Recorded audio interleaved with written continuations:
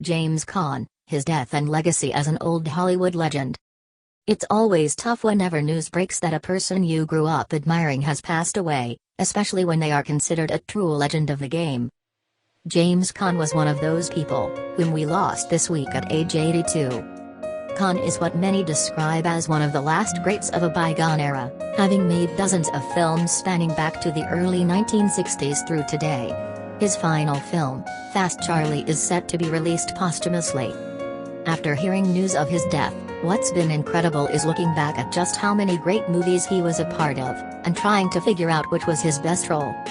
Of course, any conversation about James Caan movies will always include his role as Santino Sonny Corleone in The Godfather. What made that part so great is that, essentially, Sonny was little more than a side character, yet he's the one the viewer tends to focus on whenever he comes on the screen. His intensity just had a way to capture your attention better than the others. In other words, in a room full of tough guy gangsters, Sonny was always the alpha. That's really saying something considering The Godfather is a film also starring the likes of Marlon Brando, Al Pacino, and Robert Duvall, among other major Hollywood heavy hitters. Caan just had a type of presence and cool factor the others lacked, or at least didn't quite measure up to while sharing the screen. Though he often played tough guys, crime bosses and hitmen, he was never really typecast as an actor, another sign of what made Caan one of the greats. Many from my generation might remember him best from Elf in 2003. While Elf has become a modern holiday classic, it's kind of sad that that's the one people my age tend to go to, considering Caan made so many other, better movies.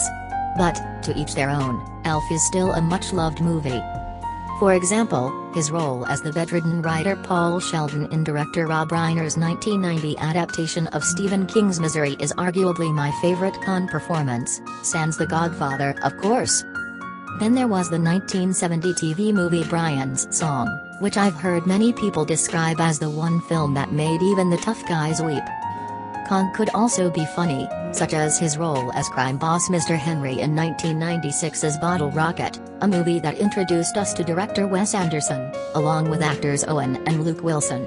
Caan also played himself in Mel Brooks' underrated 1976 comedy Silent Movie. Caan's career in movies and TV is certainly prolific, to say the least.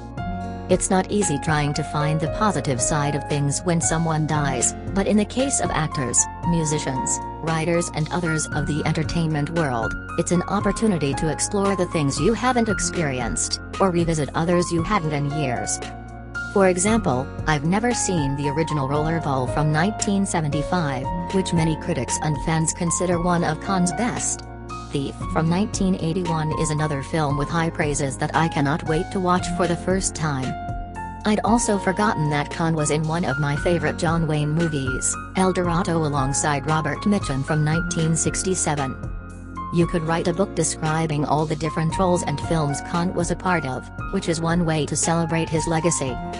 However, the best way a film fan can honor Caan, in my opinion, is to simply watch the films. Do a deep dive into his decades-long career and appreciate the kind of influence an actor like Jimmy Caan brought to the Hollywood screen, and that they just don't make actors quite like that anymore.